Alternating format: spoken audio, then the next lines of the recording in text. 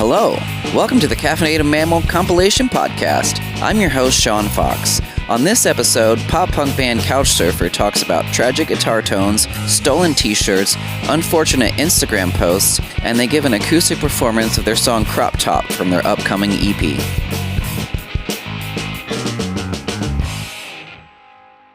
Couchsurfer, you guys want to introduce yourselves and who you are, what you do? Yeah, so I'm Mark. And I'm Madison. This Couchsurfer started as my band after me and Madison's first band called the Nosedives broke up. I was playing bass in that band, and then I bought a Fender Mustang and decided that I was going to be a guitarist, and I started Couchsurfer in like 2016, something like that. And then, you know, a lot of time goes by. We try to record some music. Some of it's okay, some of it's not. We released like one song. Talking about the EP you recorded with me? Yeah, the EP that we recorded with you. Like For the record, I ago. think is pretty damn good. Yeah. I just, you know what happened, man, is I was like sending it to this woman that I was friends with on, like, from Fest, and I really liked her taste in music. I sent her, and she was like, "Your guitar tone sucks, dude."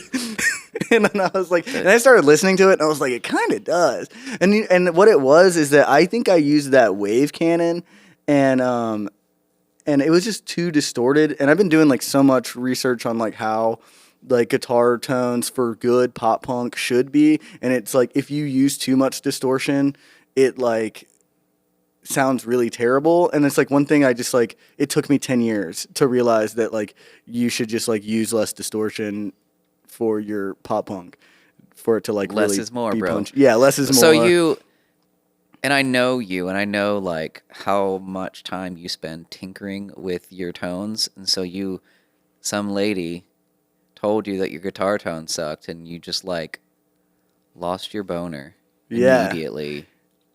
Yeah, I totally. And threw out the whole EP. Yeah, I did. Solid. Well, okay, so there was that, and then there was like one of like so that was on one of my favorite tracks, which I actually want to come back and record with you again. It was like Send Me a Postcard, Tony, the one about Anthony Bourdain. Yeah, that one I like rewrote that whole song over the last year or so, and it's like in my head, it's like so much better.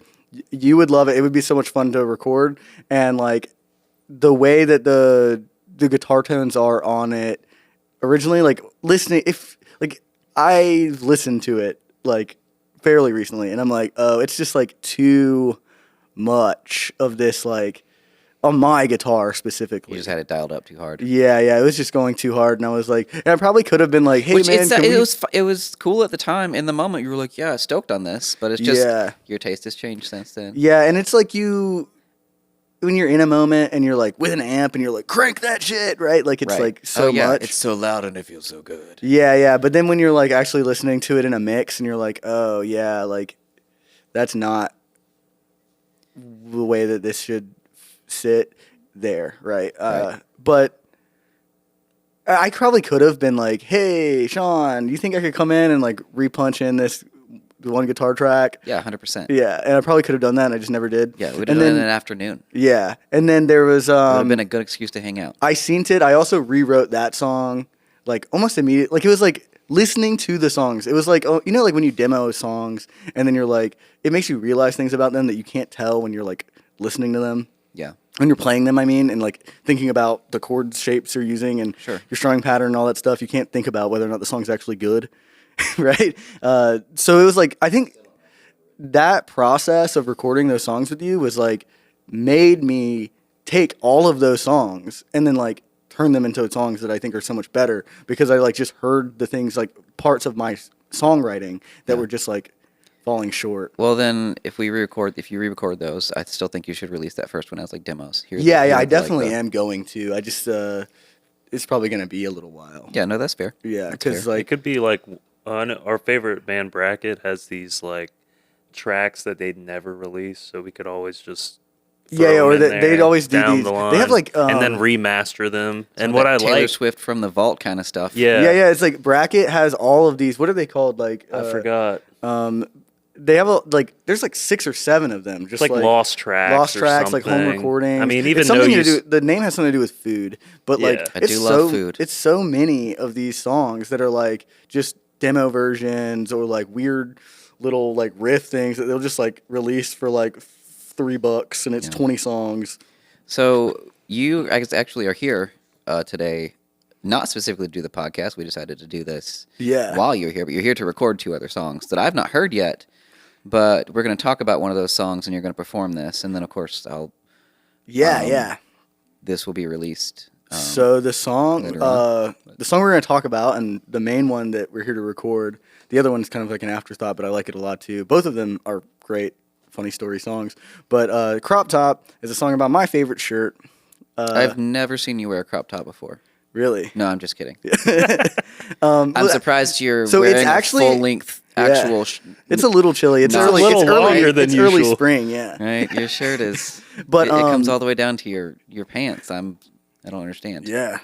There's not even a logo on it. Right. Crop Top is actually about a shirt that it was cut into a crop top that I never wore once it was a crop top. Basically, there's this band that was in Brooklyn. I don't think they're still together anymore, but I saw them at Fest, and they're called. Well, I was listening to them way before them, but they're called Adult Dude, and they're like kind of like a modern Dinosaur Jr. kind of sound. It's like so good. Love this band. And their logo is the Coors Light logo, but it says Adult Dude instead of Coors Light. And it's like an amazing shirt. And like all my friends, like I would wear it like when I was a line cook, and all the other line cooks would be like, I need that fucking shirt, dude. And I almost bought like 3 of them, right? To like give one to my coworker and then like have extras. Have a spare like, just in case. Yeah. And I didn't do it. And now the band's broken up. Right, I even have like an email thread with the guy. I even tried to like email him like Can a I year please get ago that shirt? and be like, "Hey, do you guys still have these?" And they just never answer. But so the shirt is my favorite shirt, and I was seeing this girl, and we were like, you know, it was like a situationship. Like before, I feel like that term was really like a thing. It was like mid 2019, late 2019, like right before COVID, and like, so she is kind of like I don't know. She's nice, whatever. So She's nice. Yeah, it's the whole thing. But like, so she has this best friend that's this like hot twink dude, and we're hanging out one day, and then I start hanging out with both of them together like a lot, and like his boyfriend and stuff. But then like the guy's kind of like a mess, and then like one day he like asked me if I want to go out for drinks. I'm like, yeah, dude, let's all hang. And then we go back to his apartment, we're hanging out, and like he like offers me some drugs, and we get like a little crazy and end up like banging. And then he told her, and I guess I should have told her, right? Because she was like, if you would have told me, it would have been fine. But like, he told me, and I was like, all right, dude, like, my bad. Like, I navigating this weird situation where we're not like monogamous or whatever, right? But I get it, it's your friend, Right. right? That And makes it a little. yeah, it is like a fucked up, little weird.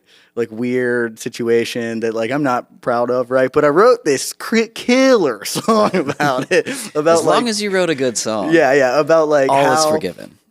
much I miss that T-shirt, you know? Because she takes, because I had left some stuff there. She actually has my Such Gold sweater that has like a teddy bear like that's smoking weed on it. Love that sweater, so good. But the Adult Dude shirt, she like immediately after that, she like just blocks me on all social media. She cuts it into like a really high crop top, like barely covers like the top of her chest or whatever, right? And then like it posts pictures of herself in it on her Instagram. And then my roommate is like, hey, I'm not gonna say her name. What's her name? She cut up your shirt. Like, what happened? Are y'all cool? Like, did you give her that shirt? And I was like, no. And I was like freaking out. And then I don't know how long it took me, but I ended up like one day just like playing some guitar chords. I think I accidentally stole the progression from Upstairs Downstairs by the Ergs.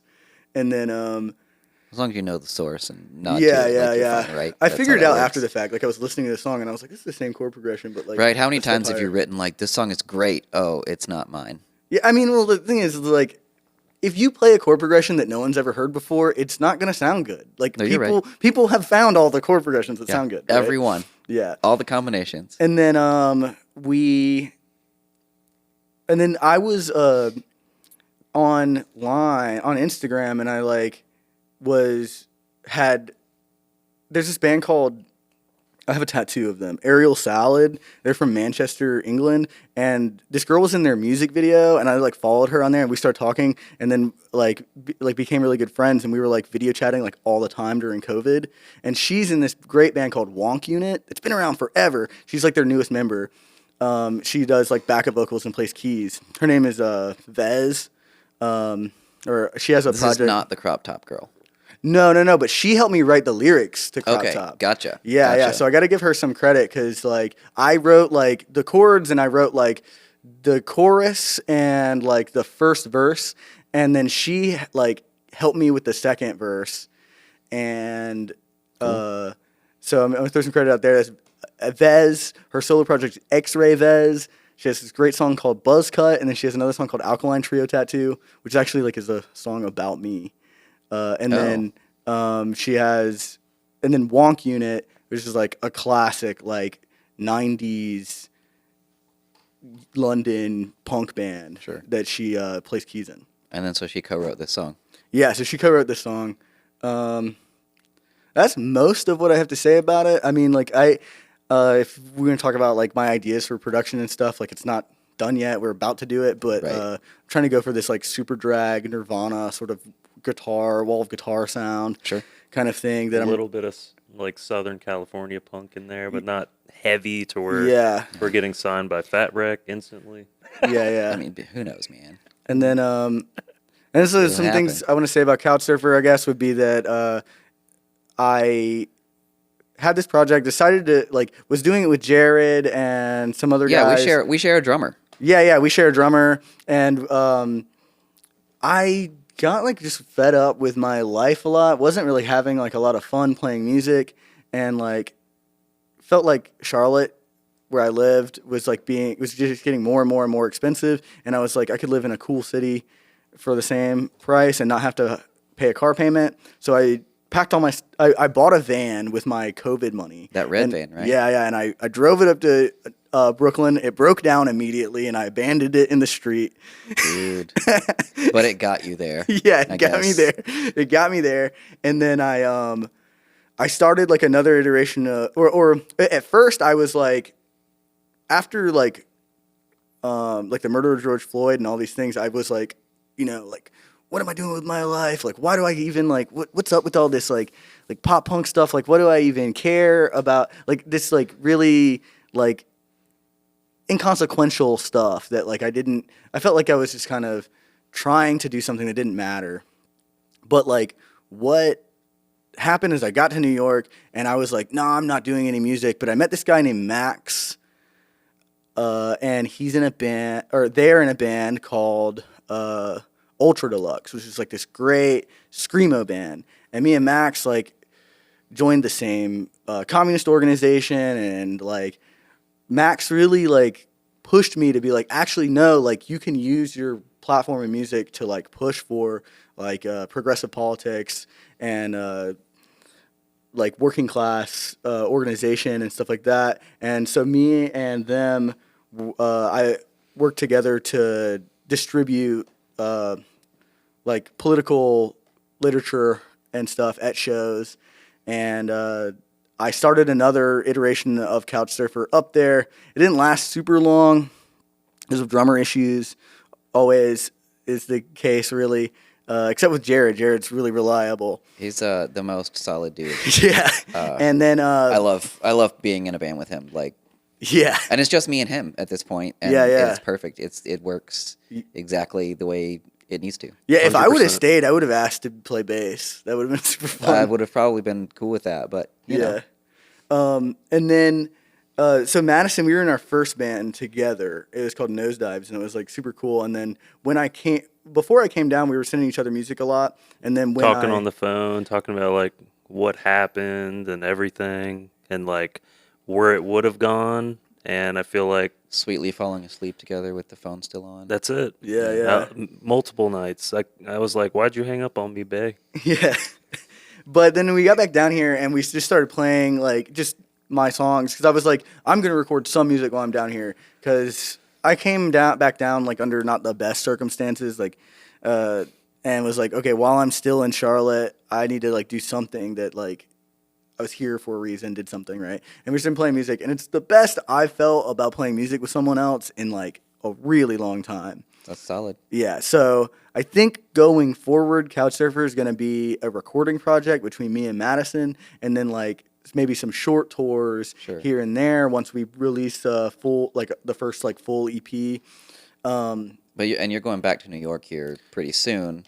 Yeah, So, and I guess we were talking a little bit before we fired this up that you may do some solo stuff or whatever there while you're there, but otherwise it just kind of lives in this space. yeah, yeah. Because I think like the thing is, I tried to make music my whole life, like since I was like really young, and it ended up being like more stress than it was fun. And I think that there are like some things like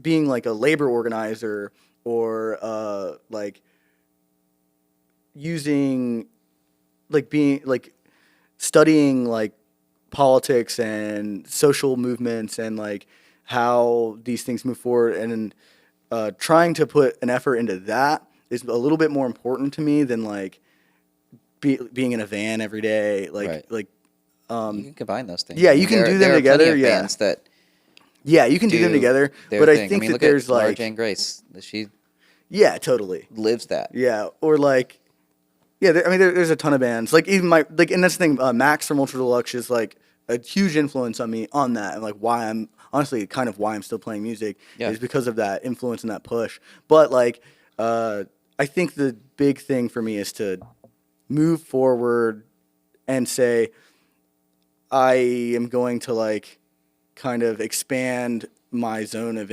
interest outside of that and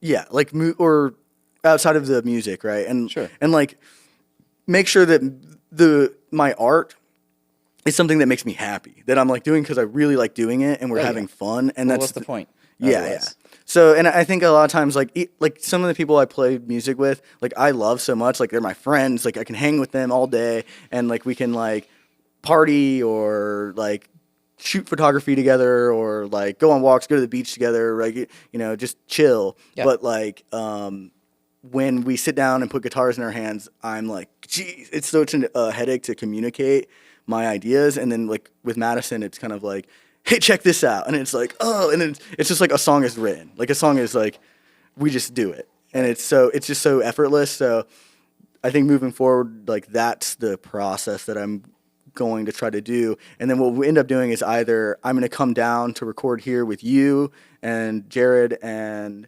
Madison, or I'm going to like record like if I get like a band together in New York or like partially, then I'm going to like record most of it. And then I'm going to send the stems down to you and have Madison come down, Yeah, cool. come over here. And then we'll track it together. And then we'll meet somewhere in the middle, like for tour. Yeah. And then just like do a 9-day thing, and We then can also play some shows together, yeah, I would love that. That would be super fun. which we've done in the past a couple times, but Yeah. it's been a long time. Yeah, we played a really fun house We show. played the house show. We did that live stream thing in my old studio, which was fine. Yeah, It yeah. didn't There work there was great. some We had technical some weird difficulties, but we technical had issues, fun. but it was fine. So, you guys are going to play Crop Top for us here in a minute. Yeah. And do like an in-studio performance of that. But I have a Crop Top story of my own, actually. Let's hear it. So, I'm not going to name names because I feel a little bit disrespectful about it, but there's this girl who was in this band that I played shows with years ago, right?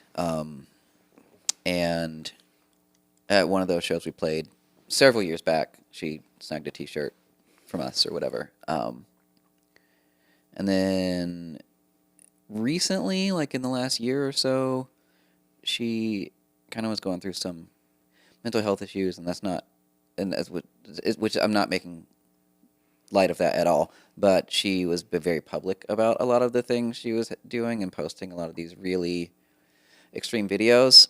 But in one of those videos, she was wearing the t-shirt from my band, but she cropped it out to where it just had the picture, and she cut it off right where like the Dear Cavalier part was gone. And so it's just like, it's my band t-shirt, but she cut off our band name, like she cropped it like a half an inch shorter, and like it would have still been my band t-shirt. So that's the thing. But, this is what I was thinking. Yeah, but so that, I mean, like, that's pretty funny to me that she sliced off our t-shirt, our name off the t-shirt, and is still wearing this t-shirt years later in this off the rails video. But, and also, like, you know, I hope she's okay now and got all that taken care of. But the fact that she cut off our band name and still wearing my t-shirt, it's fucking hilarious. Yeah. Well, maybe this song will resonate with you a little bit. So to go off what you said, I think that our bands should sell crop tops. You can't cut it out; just put it on the back or the front, and put the That's logo true. on the back. That's true. No, Crop tops. no more cutting our names out, guys. No. Okay? Do you know how Crop much money tops we put only. into this stuff? We love you. We love you. Pre-cropped. Yeah. All for you. So, cool. Do you guys want to plug anything else before we go, or are you ready to play this thing for us? Two things. One, more bands should make booty shorts as merch. And two, Workers of the World Unite. Let's play some there we punk go. rock. The booty shorts was very popular in like 2010s hardcore. Yeah. So- We gotta bring it back. Got to bring it back. So, cool. Well, let's do this. Here's Couchsurfer playing an acoustic version of their song Crop Top. 2, 3, 4.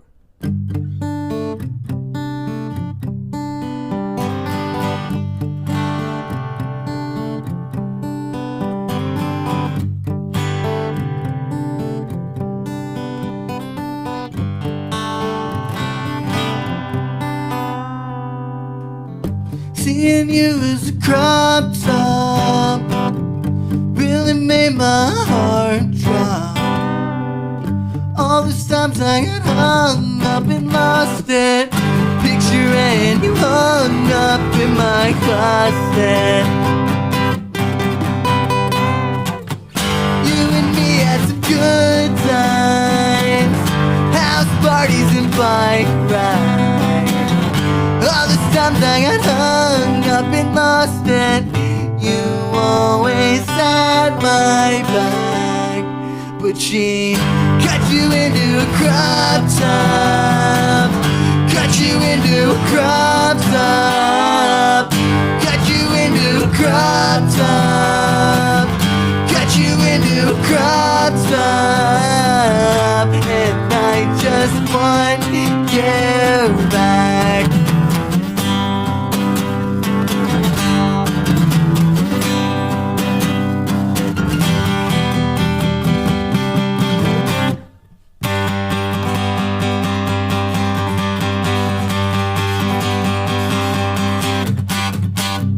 Gotta be an adult about this dude, my fault. Everything before I do anything. Kinda one-track minded me to waste their time. But she cut you into a crop top, cut you into a crop top, cut you into a crop top, cut you into a crop top, and I just want you back.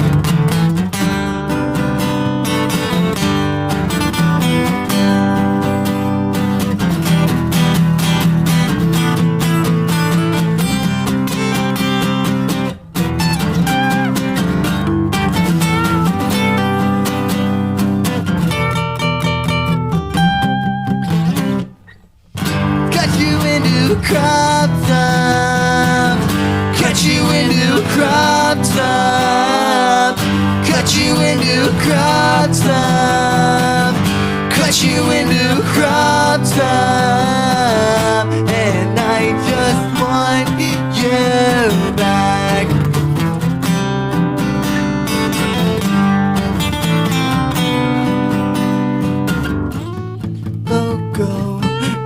was so right.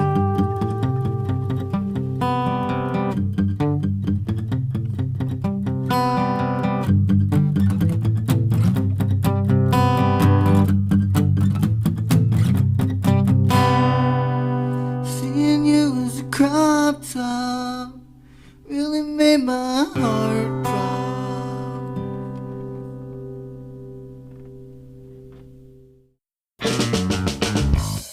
From my thumb to my pinky, 6.5. I knew that.